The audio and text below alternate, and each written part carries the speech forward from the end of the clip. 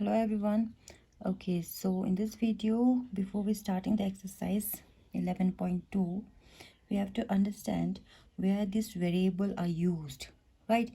In common rules or common formulas, we always use variables, right? So let's see where we have been using these variables. जो हमने variables की बात की थी, right जो variables means जो हम अल्फ़ाबेटिकल टर्म से रिप्रेजेंट करते हैं और उनका वैल्यू जो होगा वो वेरी करता है, वो चेंज होता है, राइट। तो ये जो वेरिएबल है वो हम अभी तक जितने भी मैथ्स पढ़े हैं, जितने भी फॉर्मूलेज हैं, उनमें हम नॉर्मली यूज़ करते थे, right. So let's recall them. हम रिकॉल करते हैं कि क्या किस किस चीज़ों में हम यूज़ करते थे, राइट। जैसे हम रूल ऑफ ज्योमेट्री में हम यूज़ करते थे, जैसे कि किसी भी स्क्वायर का पेरीमीटर फाइंड करना हो या फिर रेक्टेंगल का पेरीमीटर फाइंड करना हो, उसमें हम क्या यूज़ करते थे, हम यूज़ करते थे वेरिएबल्स, राइट। अब देखो कैसे करते the variable use. First is perimeter of square, right. अब किसी भी स्क्वायर का जब हम पेरीमीटर निकालते हैं, पेरीमीटर मीन्स उसके जो बाउंड्रीज का जो डिस्टेंस होगा, राइट। तो मान लो कि हम क्या करते हैं, फॉर एग्ज़ाम्पल इसका 5 सेंटीमीटर है, तो स्क्वायर में सारे साइज़ क्या होंगे, 5 5 5 के होंगे ऑब्वियसली, राइट। तो इनको जब हम सम करते थे, राइट, तो साइज़ को प्लस करते थे, 5 + 5 + 5 + 5 करते थे, राइट। या फिर हम क्या करते थे, 4 5 कितनी बार हम ऐड कर रहे, 4 बार ऐड कर रहे, तो 4 × 5 लिखते थे। इस तरह से भी हम पेरीमीटर फाइंड करते थे, राइट। अब मान लो कि आपको पता नहीं है, आपको पेरीमीटर फाइंड करना है, उसका फॉर्मूला हम कैसे बनाते थे। मान लो इसको हम कुछ भी वेरिएबल लगा लेते हैं, मान लो ए लगा लेते हैं, हमें नहीं पता कि ये 5 सेंटीमीटर है, हमें इसका डिस्टेंस नहीं पता, तो हमने ए लगा दिया, कुछ भी हो सकता है डिस्टेंस, राइट, साइड का मेजरमेंट कुछ भी हो सकता है। तो यहाँ पे ए लगा दिया, तो ऑब्वियसली चारों साइड्स क्या होंगे, ए ही होंगे ऑब्वियसली, राइट, क्योंकि स्क्वायर है, राइट। तो देखो अगर हम पेरीमीटर को 4 × 5 लिखते हैं, राइट, अब देखो ए 4 है, तो इसका मतलब a + a + a + a हो जाता है, राइट। तो a कितनी बार ऐड हो रहा है, 4 बार ऐड हो रहा है, तो हम इसको 4 × a लिख सकते हैं, राइट। तो 4 × a मीन्स 4a। तो किसी भी स्क्वायर का पेरीमीटर फाइंड करना हो तो उसका फॉर्मूला बन जाता है 4a, 4a। अब ये a जो है that is variable, A change होता जाएगा कि साइड का मेजरमेंट कितना है उस हिसाब से। अगर ये 6 सेंटीमीटर है तो ए 6 सेंटीमीटर हो जाएगा, अगर साइड 10 मीटर है तो ए क्या कितना बन जाएगा, 10 मीटर। अब ए साइड की मेजरमेंट के अकॉर्डिंगली चेंज होता जाएगा, right. That is perimeter of square. यहाँ पे भी हम वेरिएबल यूज़ कर रहे हैं, राइट। उसी तरह से हम रेक्टेंगल्स में भी यूज़ करते थे, राइट। अब देखो पेरीमीटर ऑफ रेक्टेंगल क्या होता है, इसमें हम 2 वेरिएबल यूज़ करते हैं, सिर्फ ज़रूरी नहीं कि सिर्फ एक ही वेरिएबल हो, राइट। अब ये ब्रेथ है और ये लेंथ है, राइट। तो इसका क्या बनता था वैसे, अब फॉर्म देखो, अगर ये ब्रेथ है तो ये भी क्या होगा, ब्रेथ होगा, ये लेंथ तो ये भी लेंथ ही होगा, राइट। तो अब इसका वेरिएबल क्या बनेगा, इसका पेरीमीटर क्या बनेगा, हमें लेंथ को प्लस करना है ब्रेथ के साथ, चारों साइड्स को प्लस करना है, प्लस फिर लेंथ है, फिर ब्रेथ है, इन चारों को प्लस करना है। अब इसमें कितने लेंथ है, 2 लेंथ है, तो इसको 2l लिख सकते हैं, प्लस इसमें कितने b है, 2 b है, तो इसको 2b लिख सकते हैं, राइट। तो इसमें हमने 2 को कॉमन ले लिया, तो ब्रैकेट में क्या रह जाता है, l + b, यहाँ से भी 2 कॉमन, यहाँ से भी 2 कॉमन, राइट। तो पेरीमीटर ऑफ रेक्टेंगल क्या बनता है, 2l + b। इसमें भी वेरिएबल यूज़ हो रहा है लेंथ और ब्रेथ। अगर यहाँ पे लेंथ 5 गिवन है तो यहाँ पे हम 5 लिखेंगे, ब्रेथ यहाँ पे 3 गिवन है तो हम यहाँ पे 3 लिखेंगे। तो ब्रेथ और लेंथ जितना गिवन होगा उसके अकॉर्डिंगली चेंज होता जाएगा, राइट। उसी तरह से हम इक्विलैटरल ट्रायंगल में देखते हैं, राइट।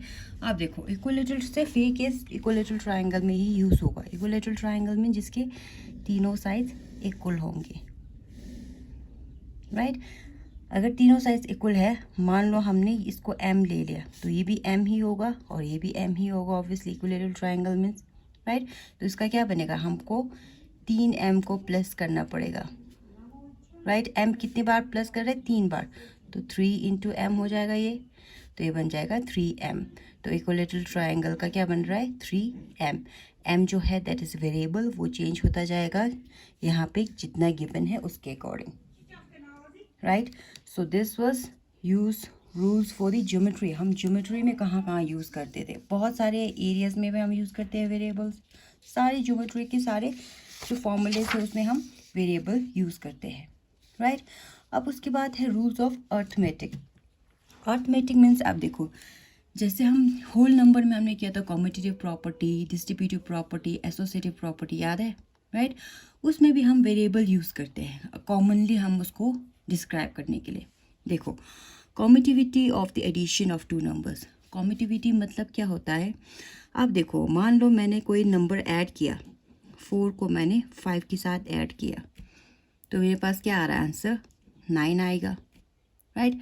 तो दूसरी बार मैंने क्या किया, 5 को 4 के साथ ऐड कर दिया मैंने, तो उसका भी आंसर क्या आ रहा है 9 आ रहा है। तो इसका मतलब 9 आंसर में कोई चेंजेस नहीं आता है अगर हम प्लेस को आगे पीछे शिफ्ट करते हैं। अगर मैंने 4 को पहले ऐड कर दिया, 5 को बाद में ऐड कर दिया, तो मेरे पास 9 आता है, राइट। और 5 को पहले ऐड कर दिया, 4 को बाद में ऐड कर दिया, तब भी आंसर क्या आता है 9 आता है। तो उसको हम बोलते हैं commutativity of the two numbers, okay. So देखो, अब क्या करते हैं, जैसे देखो 4 को पहले ऐड कर दिया और 5 को बाद में लिखा, तब भी आंसर 9 आता है। 5 को पहले लिखा, 4 को बाद में लिखा, तब भी आंसर 9 आता है। तो इसको बोलते हैं कॉम्यूटिविटी, कॉम्यूटिव प्रॉपर्टी, राइट, कॉम्यूटेटिव प्रॉपर्टी। अब इसमें क्या होता है कि हम क्या करते हैं कि किसी भी नंबर, जब दो नंबर को हम ऐड करते हैं तो उसकी जो प्लेस होगा, राइट, उसका जो जगह होगी वो डजेंट मैटर, हम जैसे मर्जी रखें, राइट। तो इसका मतलब हम 4 + 5 लिखो तब भी आंसर वही आता है अगर हम 5 + 4 लिखोगे, राइट। अब इसको वेरिएबल की फॉर्म में हम कैसे लिखेंगे, अब मान लो कि a + b कर रहे कोई नंबर हम, राइट। तो इसको अगर हम b + a लिखेंगे तब भी आंसर सेम ही आएगा, डजेंट मैटर, राइट। तो ये हम वेरिएबल की फॉर्म में लिख रहे हैं, राइट। a की जगह पे हम 4 लिख सकते हैं, b की जगह पे 5 लिख सकते हैं, राइट। a क्या था 4 था तो 4 बाद में लिखना है, राइट। b क्या था 5 था तो 5 पहले लिखना है। तो आंसर वही रहेगा, चाहे a + b करो या फिर b + a करो, राइट। तो a + b में कोई भी नंबर हो सकता है, हम a को हम 10 ले सकते हैं और b को मान लो मैंने 6 ले लिया, राइट। तो इसमें लिखना है तो हम क्या करते हैं 10। अब a की जगह पे क्या लेना है 10 लेना है, प्लस b की जगह पे क्या लेना है 6 लेना है, राइट। 10 + 6 क्या हो जाएगा 16, राइट। अब b की जगह पे क्या था 6 था, 6 को पहले लिखा और a की जगह पे क्या था 10 था, इन दोनों को प्लस किया तब भी आपके पास 16 आया। तो आंसर में कोई डिफरेंस नहीं आता है, राइट। तो इसको हम कॉम्यूटिविटी बोलते हैं, कॉम्यूटिविटी ऑफ द एडिशंस, राइट। उसी तरह से हम मल्टीप्लिकेशन में भी कॉम्यूटेटिव करते हैं, राइट। अब देखो मल्टीप्लिकेशन में भी वही होगा, जब भी हम किसी भी दो नंबर को मल्टीप्लाई करते हैं तो उसका जो प्लेस होगा वो डजेंट मैटर। मान लो 3 × 5 करते हैं तब भी आंसर क्या आएगा 15 आएगा। अगर हम 5 × 3 करो, 5 को पहले लिखो 3 को बाद में लिखो, तब भी आंसर 15 आएगा, राइट। कॉम्यूटेटिव है, डजेंट मैटर। तो इसका क्या हो जाएगा a × b = b × a, right. ये हो गया आपका वेरिएबल की फॉर्म में। उसी तरह से नेक्स्ट है डिस्ट्रीब्यूटिविटी है, डिस्ट्रीब्यूटिव प्रॉपर्टी है। अब ये सारी चीज़ें हमने होल नंबर चैप्टर में किया था, राइट, चैप्टर नंबर 3। अब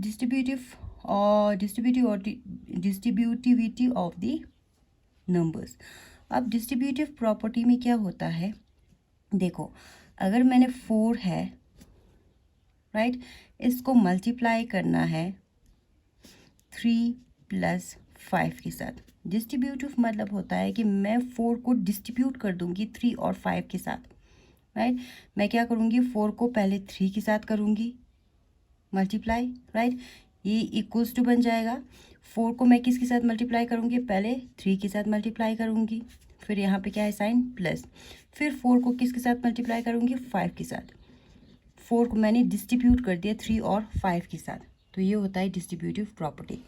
हम ऐसे सॉल्व करो या फिर ऐसे सॉल्व करो, आंसर सेम आता है। देखो कैसे, देखो 4 × 2, हम इसको इसी तरह से सॉल्व करते हैं जैसे है, पहले डिस्ट्रीब्यूट ना करके 5 + 3 8, 4 8 ज़ा 32। आंसर क्या आ रहा है? 32। अब इसको सॉल्व करके देखते हैं हम। डिस्ट्रीब्यूट करने के बाद 4 3 ज़ा 12 प्लस 4 5 ज़ा 20, तो आंसर क्या आएगा? 32। आंसर सेम आ रहा है। हमने डिस्ट्रीब्यूट किया तब भी आंसर 32 आ रहा है, हमने सिंपली इसी तरीके से सॉल्व किया तब भी आंसर 32 आ रहा है, राइट। तो देखो, इसको हम वेरिएबल की फॉर्म में कैसे लिख सकते हैं? हम a को मल्टीप्लाई कर रहे हैं b प्लस c के साथ। 3 वेरिएबल्स है क्योंकि 3 अलग अलग नंबर्स है, राइट। तो इसको डिस्ट्रीब्यूट किया तो हमारे पास आ गया, a को मैंने पहले b के साथ मल्टीप्लाई किया, प्लस फिर मैंने a को किसके साथ मल्टीप्लाई किया? c के साथ मल्टीप्लाई किया। तो ये बन जाता है आपका वेरिएबल की फॉर्म में, राइट। इसी तरह से और भी रूल्स हैं, राइट। एसोसिएटिव प्रॉपर्टीज़ है, बहुत सारी चीज़ें हैं, वो सारे के सारे हम वेरिएबल की फॉर्म में ला सकते हैं, right. Okay, so this was the rule for the. अब वेरिएबल का रूल जो होगा वो use of variables in common rules. Common rules में कहाँ कहाँ यूज़ होता है वेरिएबल्स, वो हमने बताया, राइट। सो नेक्स्ट वीडियो में हम एक्सरसाइज स्टार्ट करेंगे। Thank you.